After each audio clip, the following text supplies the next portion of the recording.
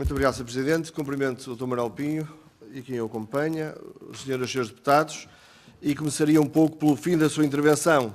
Vamos lá então àquilo que interessa aos portugueses. Este processo e esta Comissão de Inquérito já produziu muitas audições, mais de 30. Nós conseguimos fazer aqui um pouco a fita do tempo e começamos a ter uma imagem clara de qual foi a responsabilidade de cada um dos envolvidos.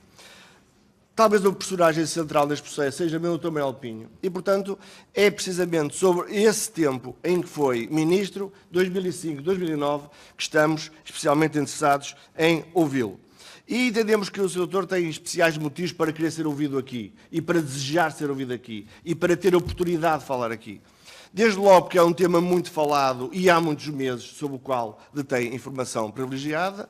Segundo, porque foi Ministro da República e como Ministro da República entendo que tem deveres especiais de transparência e de reporte daquilo que fez. E em terceiro, se quiser, porque prometeu vir aqui dizer tudo o que não tinha dito antes.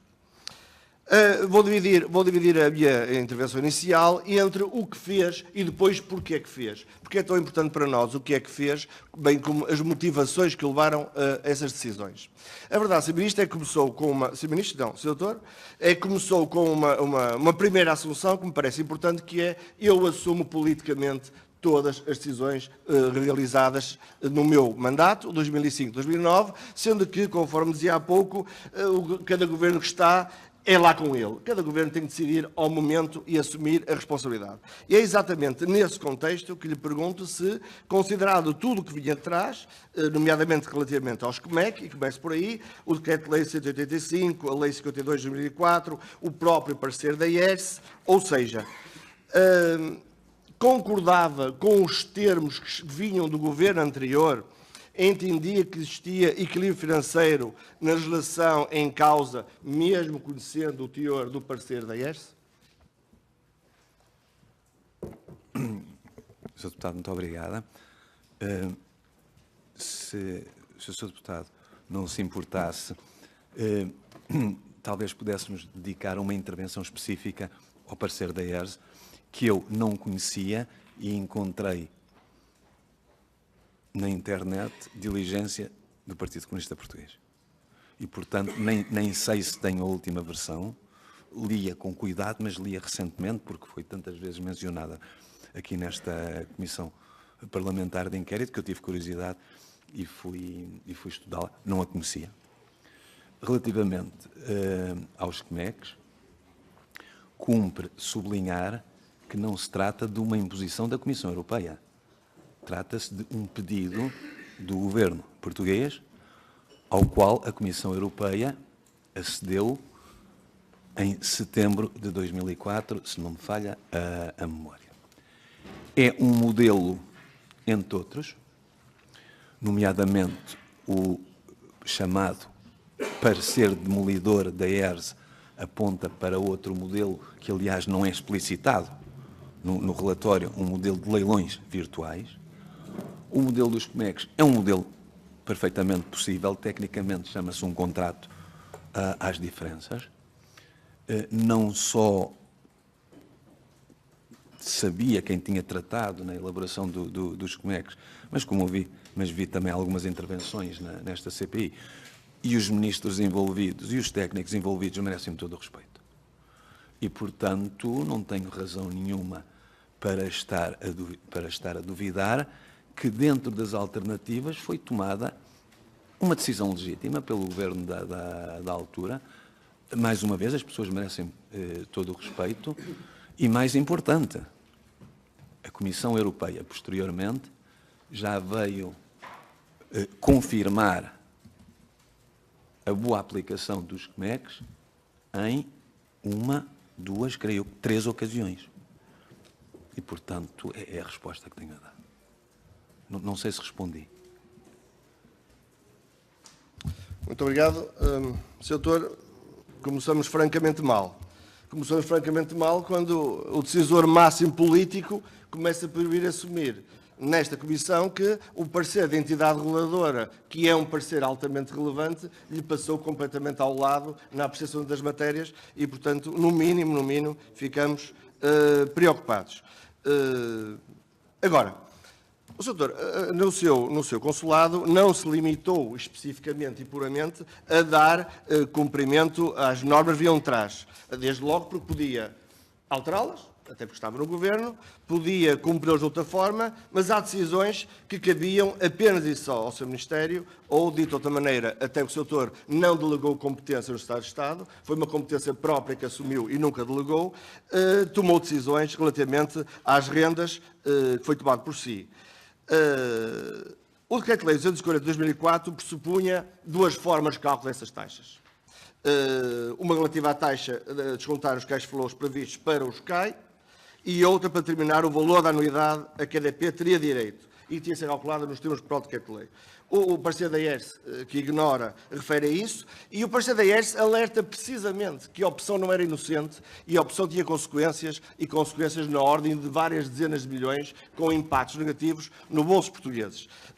E esse parecer da ERSE, que o Sr. Doutor agora diz ter descoberto tarde, é mesmo muito tarde, porque na sua escolha, estamos aqui a falar de uma diferença de 75 milhões.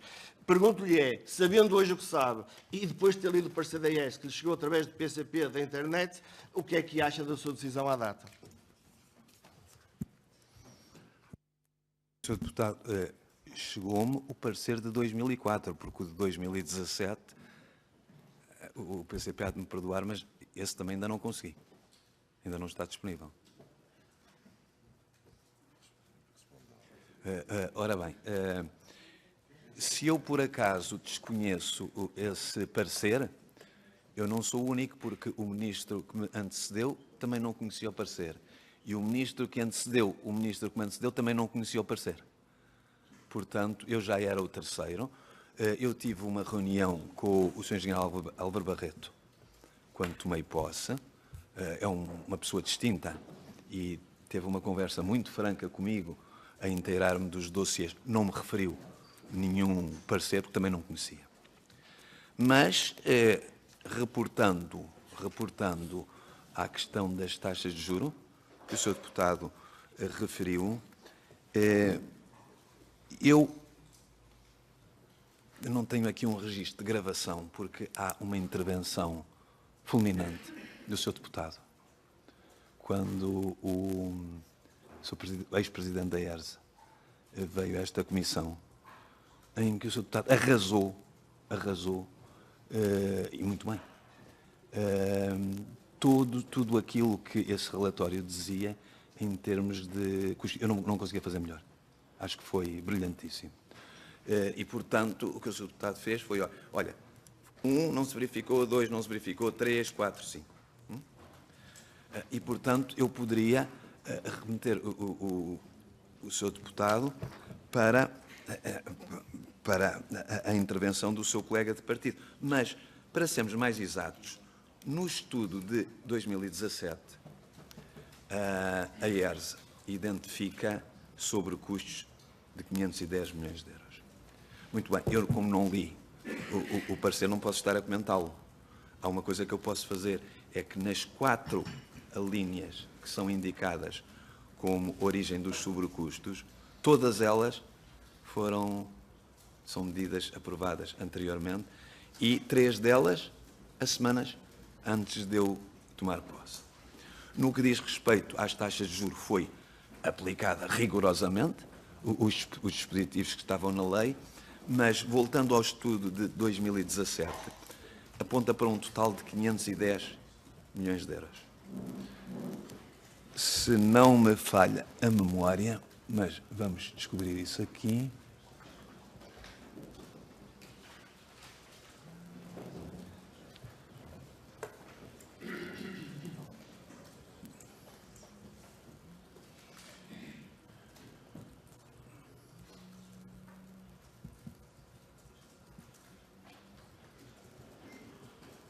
Não. Se não me falha a memória, de um total de 510 milhões, são 185 milhões a diferencial das taxas de juros.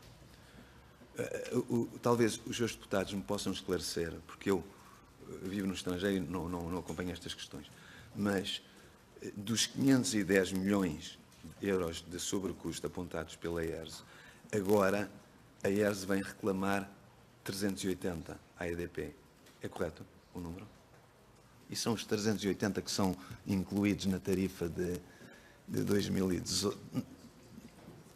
Pronto. Dos 510 passamos para 380. Por coincidência, se nós subtrairmos o efeito de taxas de juro aos 510 da ERS, chegamos aos 380. Portanto, eu não posso garantir que tenha sido a própria ERS a dizer, pronto, as taxas de juros não vamos aqui incluir, pelo menos é uma grande coincidência. Mas, vamos lá ver, o que é que são 185 milhões de euros ao longo de 10 anos? São 18 milhões de euros por ano. E 18 milhões de euros por ano é 1% do resultado bruto da EDP e é 3 cêntimos da tarifa, não é? Portanto, não é isso que pode ter influência sobre aquilo que diz que preocupa os portugueses, que é, de facto, o preço caríssimo da eletricidade em Portugal. Numa tarifa de 40 euros, eu comecei por fazer a conta que esse suposto efeito das taxas de juros são 13 cêntimos. Portanto, 13 cêntimos, é evidente que são 13 cêntimos e montantes muito grandes e muitos consumidores a pagarem, mas são 13 cêntimos. Por amor de Deus, o que preocupa os portugueses é pagarem uma das eletricidades mais caras da Europa, e isso tem um nome, quer queiram, quer não. Chama-se voracidade fiscal do Estado. Muito obrigado. Estava a confundir o parecer de 2004-2005 e daí o elogio ao meu colega, mas estamos a falar de outra coisa. Mas, de todo modo, Sr. Doutor, dando nós por adquirido, a não ser que me diga que não, que quem fixou a taxa de definição da anuidade a pagar a EDP foi o Sr. Ministro ou o Sr. Ministério, pergunto-lhe se, face a tudo o que sabe hoje e aos elementos que lhe chegaram, se entende que defendeu da melhor forma possível o interesse público e os portugueses. No Decreto-Lei 240/2004, estava lá estipulado muito claramente que a taxa que o Ministro tinha, ou o responsável pela tutela, tinha de definir, era só uma e era igual ao custo médio de capital do produtor. Ora bem, o custo médio de capital do produtor é o custo médio do capital do produtor, portanto não há margem para estar a ajustar 20% para cima ou 20% para baixo. Eu estava aqui a ler precisamente o Decreto-Lei 240, que no seu artigo 5º, número 4, tem uma linha A e uma linha B, e a linha B define duas formas de cálculo com impactos diferentes, conforme diz a tão malfadada ERSE. Passemos à frente, Sr. Ministro. Sr. Deputado, permite-me só uma...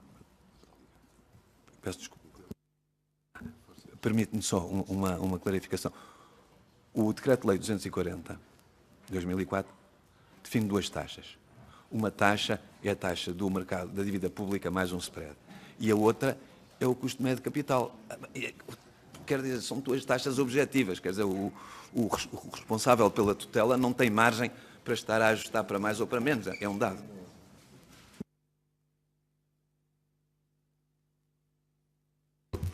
Muito obrigado. Está feito o esclarecimento. Depois é uma questão de leitura. E os documentos dizem o que dizem. Segundo tema, extensão da concessão do domínio hídrico.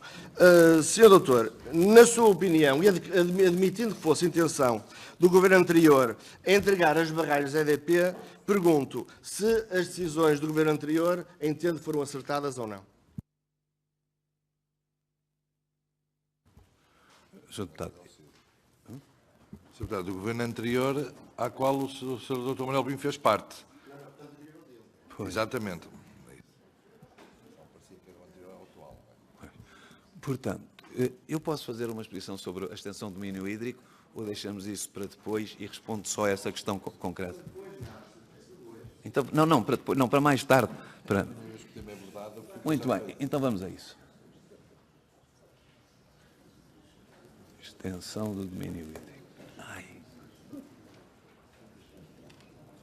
Sr. Presidente, esta máquina aqui, como é que isto funciona?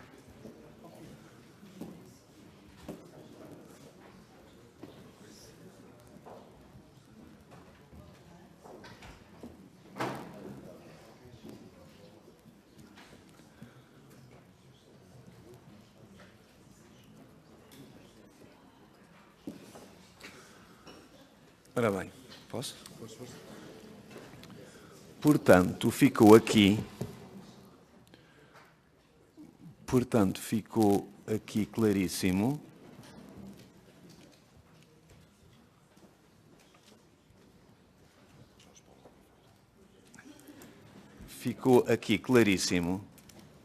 que a origem próxima da extensão do domínio hídrico é o acordo de cessão dos cais e a sua homologação, que tiveram lugar poucas semanas antes de eu tomar posse.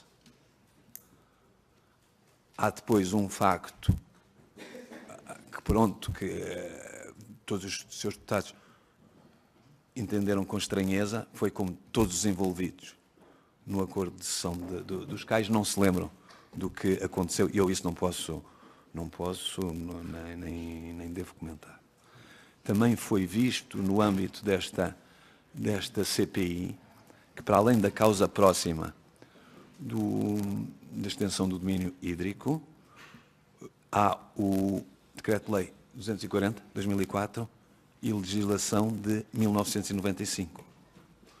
E, mais uma vez, esta tese foi aqui muito defendida pelo seu deputado Jorge Paulo Oliveira, que também identificou muito bem toda a legislação em que se funda essa decisão. Ora bem, isso quanto ao fundamento da decisão. Agora, do que é que nós estamos aqui a falar? Nós estamos aqui a falar, e eu fiz meia dúzia de slides só para apoiar esta minha exposição sobre este tema. Foi uma matéria que a Comissão Europeia já se pronunciou no dia 15 de maio de 2017, em resultado de uma investigação aprofundada, que teve a seguinte origem: no dia 18 de setembro de 2012 teve lugar uma denúncia. No dia 18 de setembro de 2013, por coincidência, passado um ano, a Comissão entendeu abrir uma investigação aprofundada apenas à extensão do domínio hídrico, o que quer dizer que as queixas que eram feitas relativamente aos CMECs, a Comissão descartou. E, em 16 de abril, iniciou o procedimento. Portanto, a Comissão começou por refutar a parte da denúncia relativa à compensação dos custos ociosos e concluiu que não havia motivos para declarar que o auxílio já não era compatível com o mercado interno, e, neste sentido, estamos conversados relativamente aos CMECs. Ora bem, a investigação da Comissão Europeia incidiu sobre a existência de auxílios de Estado, mas auxílios de Estado é um conceito abstrato que inclui o seguinte: transferência de recursos estatais, imputabilidade do Estado, vantagem seletiva, potencial de distorção da concorrência e consequências para o comércio intra-União. Portanto, foi uma investigação aprofundada, como o nome indica, e muito séria, porque neste tipo de investigações a Comissão tem direito a pedir todos os documentos que entende. E durante esta investigação, aliás, ouviu todas as partes interessadas, que estão devidamente identificadas nas conclusões que os seus deputados devem ter. Duas questões que a Comissão investigou. Primeira, não existência de um concurso, e a segunda, o montante recebido pelo Estado. Relativamente à não existência de um concurso, a Comissão identificou a legislação de 95 de 2004 e, sobretudo, os acordos de cessão dos CMECs celebrados em fevereiro de 2005. Repito, ninguém se lembra, e foram celebrados poucas semanas antes de eu tomar posse. Ora bem, relativamente agora ao montante que foi recebido pelo Estado, a Comissão diz o seguinte: havia três hipóteses. Havia um leilão, negociação direta ou uma avaliação objetiva. Portanto, em teoria, há estas três possibilidades. E lê-se no artigo 261, número 25 do relatório da Comissão Europeia o seguinte: no caso em apreço, os acordos de cessão dos cais prolongaram de facto, por cerca de 25 anos em média, o direito exclusivo da EDP de explorar as centrais elétricas em causa, sem qualquer processo de concurso. Com efeito, e sublinhei esta parte, a organização de um concurso ficou esvaziada pelas cláusulas suspensivas dos 27 acordos de cessão dos cais. É isto que conclui a Comissão Europeia relativamente à não existência de um concurso. Sobra a segunda questão, o montante recebido pelo Estado, sobra, e já não é pouco. E este montante dependia de vários fatores. Em primeiro lugar, a taxa de recursos hídricos, e já teve lugar aqui uma grande discussão. A taxa foi paga. O meu colega, professor, o Nunes Correia, ex-ministro do Ambiente, já aqui confirmou que foi paga, bem entendido, e depois ao valor da extensão. Ora bem, o valor da extensão depende de vários fatores. Em primeiro lugar, o valor atual líquido do valor residual a pagar à EDP, e este depende de duas coisas, que é do valor dos investimentos e da taxa à qual é atualizado este montante. Sobre o valor dos investimentos não há dúvida, ele encontrava-se registado nos cais, e depois o valor atual líquido das receitas esperadas.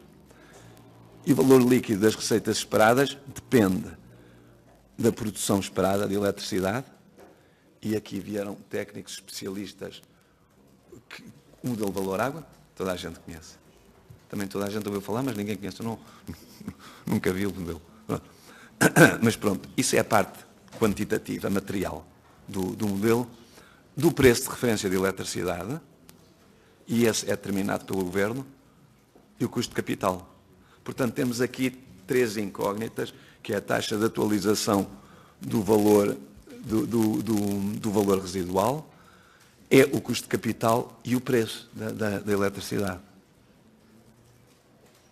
Ora bem, o diabo está nos detalhes, é que tem tido lugar aqui uma discussão interminável sobre as duas taxas de atualização. Deve haver uma, deve haver duas, pronto, muito bem. E atenção, não vou fugir a isso. Vamos ver isso vou dar a minha opinião, não é?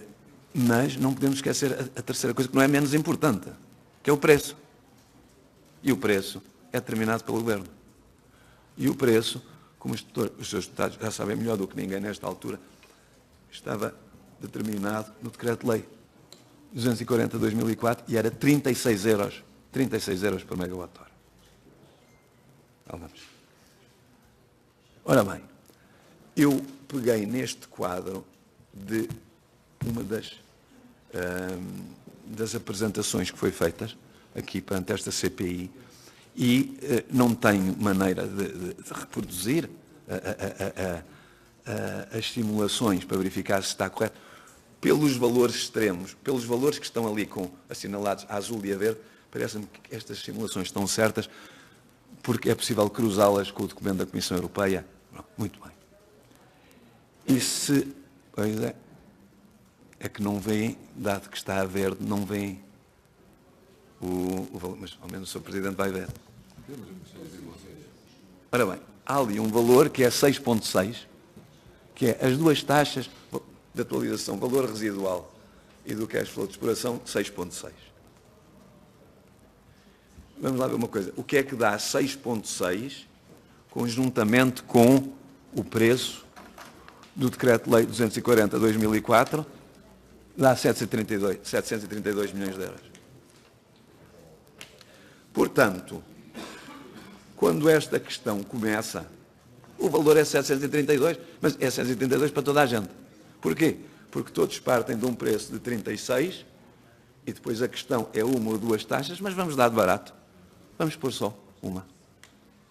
E vamos pôr uma taxa de 6,6, que eu creio, não tenho a certeza, que é a taxa que uma das avaliações, neste caso produzida pela ERSE, propunha. 732, não é? Não há dúvida. Bem, mas vamos lá ver uma coisa. E se por acaso o preço mudar? Bem, é que se o preço muda, então muda tudo muito. Esta decisão administrativa do Estado ou do Governo de mudar o preço de 36 para 50 tem por efeito aumentar o valor da compensação de 732 para 1.627, ou seja, é a assinatura de um político mais valiosa da história de Portugal. Muda-se 36 para 50, nem se sabe porquê. E aparecem 1.000 milhões de euros. Bem, mas inversamente, vamos supor que o preço era 36, que o Governo não mudava nada e que, em vez de uma, utilizavam-se duas taxas de desconto, em vez de 6,6, 6,6, 4,1 e 7,5. Eu desde já vos digo, aos seus deputados que é preciso um mínimo de noções de cálculo financeiro para ver que nesta avaliação tinha de haver duas taxas de desconto. Porquê? Porque há dois fluxos com perfis de risco diferentes. Não é? Pode-se discutir se era mais ou menos, mas tinham de ser dois diferentes. Ora bem, mas aí o Estado tinha de pagar. Em vez de recebendo, pagava. Aliás, este ponto é referido explicitamente na decisão da Comissão Europeia. Bem avisado andou o Governo em mudar o preço de referência, porque senão, e o relatório da Comissão Europeia diz que o Governo tinha de pagar 15 milhões de euros. Muito bem.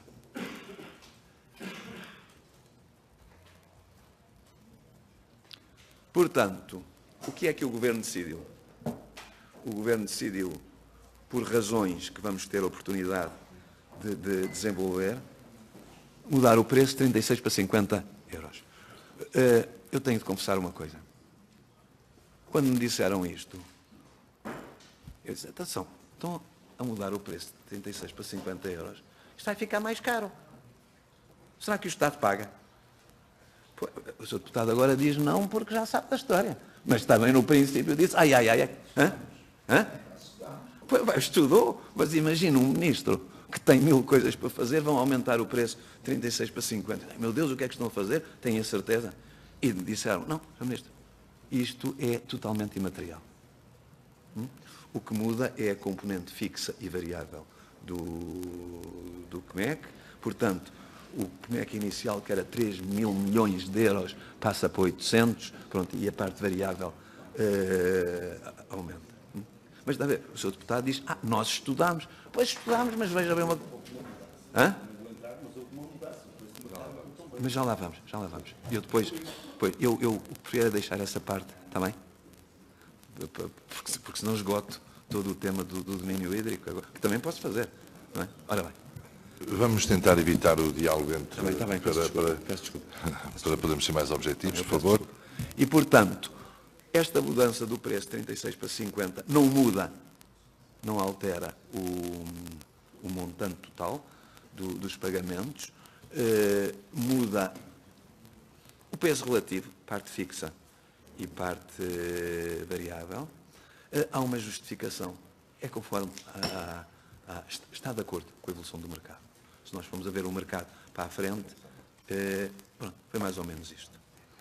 E mais, não foi uma decisão tomada clandestinamente, não. Pede-se um parecer à ERS, e a ERS, sim senhor, estamos de acordo. Aliás, quando o ex-presidente da ERS aqui esteve, disse, houve duas coisas muito positivas que tiveram lugar relativamente aos CMECs. Uma delas foi o ajustamento do preço, 36 para 50. E o outro foi em 2012, quando remuneraram a taxa de remuneração do CMEC inicial, ao que o senhor Jorge Coelho disse, estão a brincar. Nada, é que mudaram, mas tiveram umas vantagens de lado. E isso será um dos temas que eu até tenho curiosidade de ver como é que se vai dirimir, porque imaginem o que seria de mim eu ter feito o mesmo.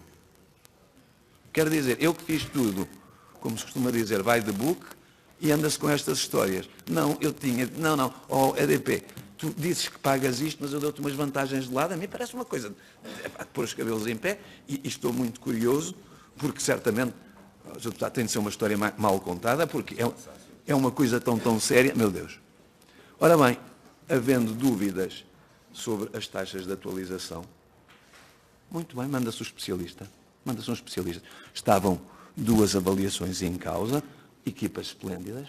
Na parte de eletricidade, sucede que não são especialistas da área financeira, tampouco são certificados. Eu não posso dizer que sou médico, eu sou médico, eu não sou médico, ou tenho o cartão da Ordem dos Médicos, ou não tenho. Muito bem. O que é que a Comissão Europeia concluiu? E, senhores deputados, nós vivemos numa ordem internacional caracterizada pelo cumprimento de regras. Portanto, não é eu estou de acordo ou não estou de acordo com a Comissão Europeia. Não. A Comissão Europeia decide. É evidente que estamos todos no direito de não concordar, mas então vamos apelar para um Tribunal Europeu. Não vamos dizer aqui num grupo de amigos, não gosto. Isso é o que dizem os advogados da Apple, por amor de Deus. Não é? Ora bem, o que é que a Comissão Europeia diz? As avaliações fornecidas pelo Credit Suisse First Boston e pela Caixa Banco de Investimento utilizaram uma metodologia adequada. A Comissão não tem qualquer motivo para considerar essas avaliações inadequadas para estabelecer o valor de mercado do período da extensão das concessões. Mais, o método da REN não aplica a metodologia normalizada, geralmente aplicada pelo mercado.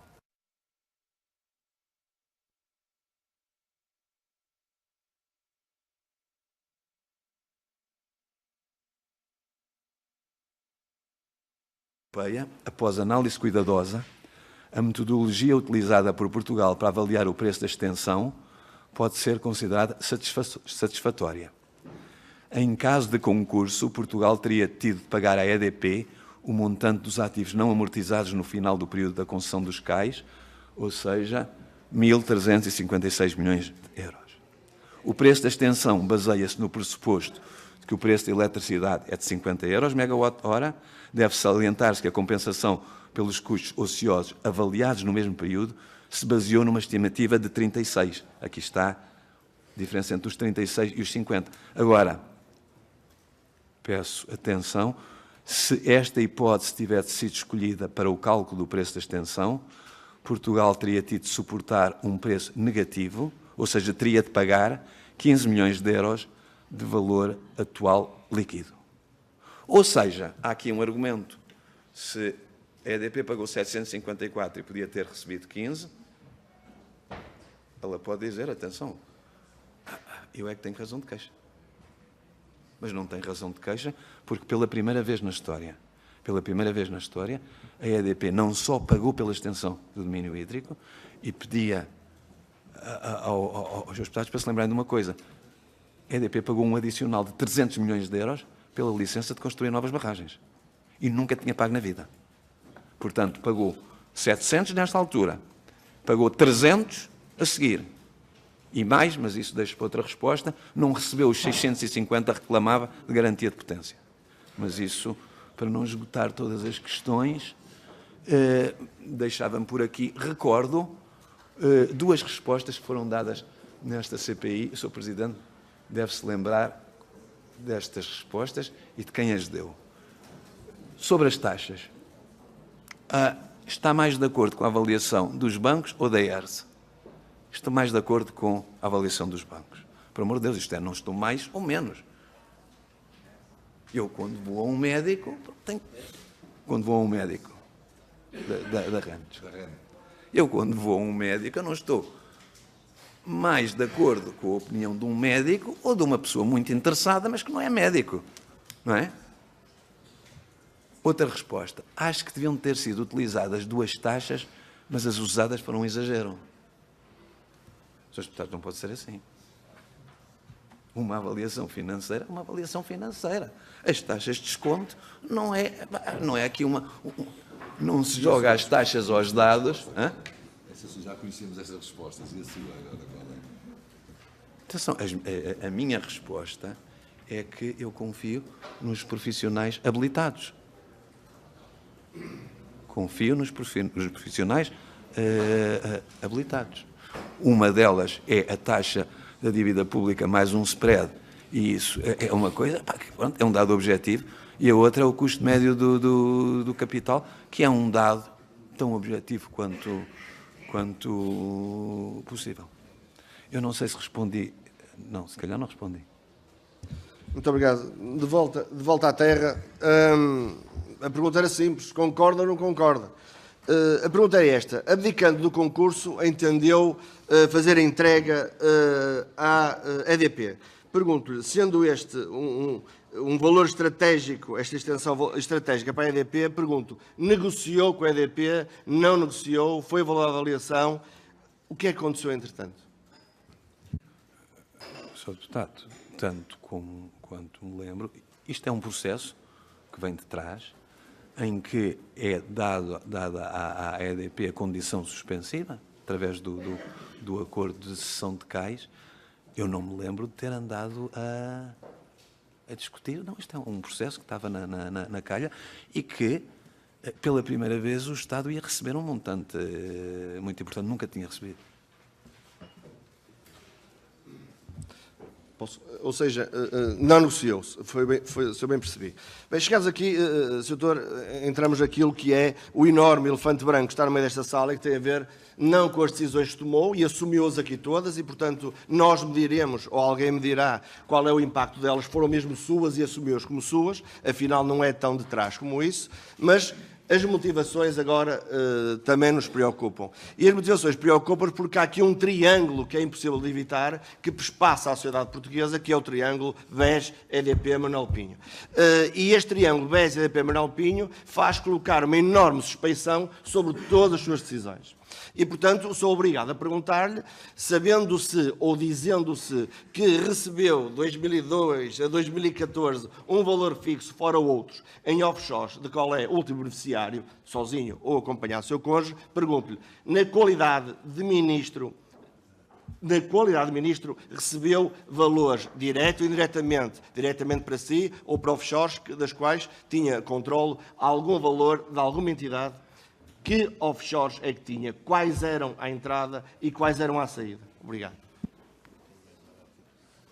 Não tenho mais, Sr. Deputado, eu peço desculpa, não tenho mais nada a dizer do que disse no princípio, em que está que não recebi nenhuma avança.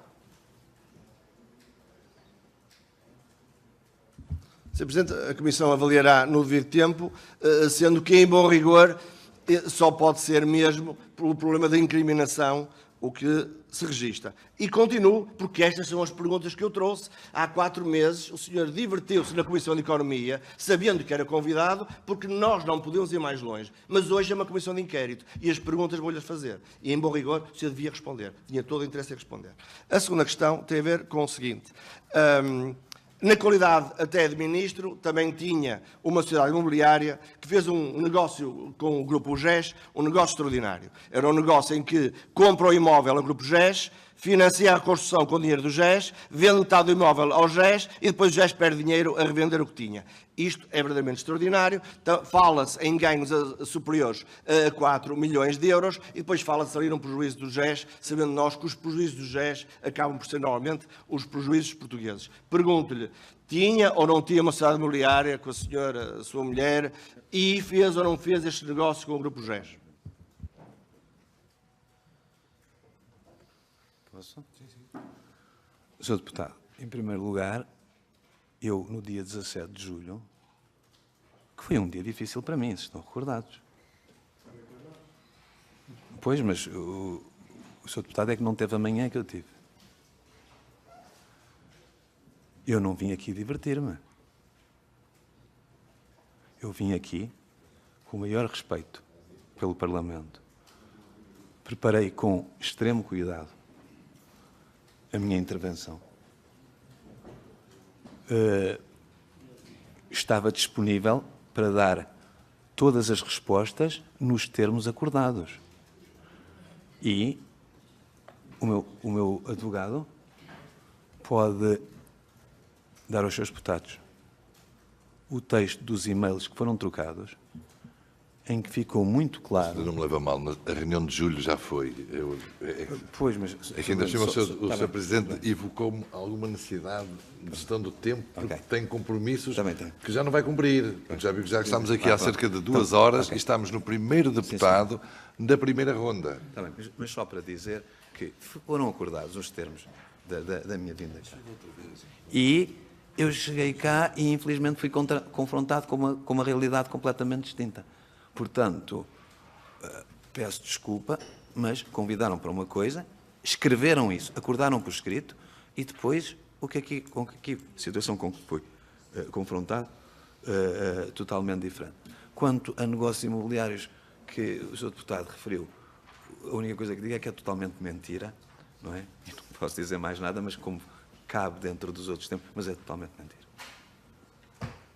Sr. Presidente, permite-me interpelar a mesa sobre a condução dos trabalhos, porque quero fazer um esclarecimento e não queria gastar o meu tempo. Sr. Deputado, é sobre a condução dos trabalhos... Sr. Presidente, continuaremos assim. Fica a resposta. Não tinha nenhuma sociedade imobiliária, sociedade essa que fez um negócio com entidades do Grupo GES, quer na compra, quer na venda. Não foram 2 vendidos ao fundo do BES. Isso não aconteceu. Os papéis falarão. Outro assunto... Está a pôr na minha boca palavras que eu não disse.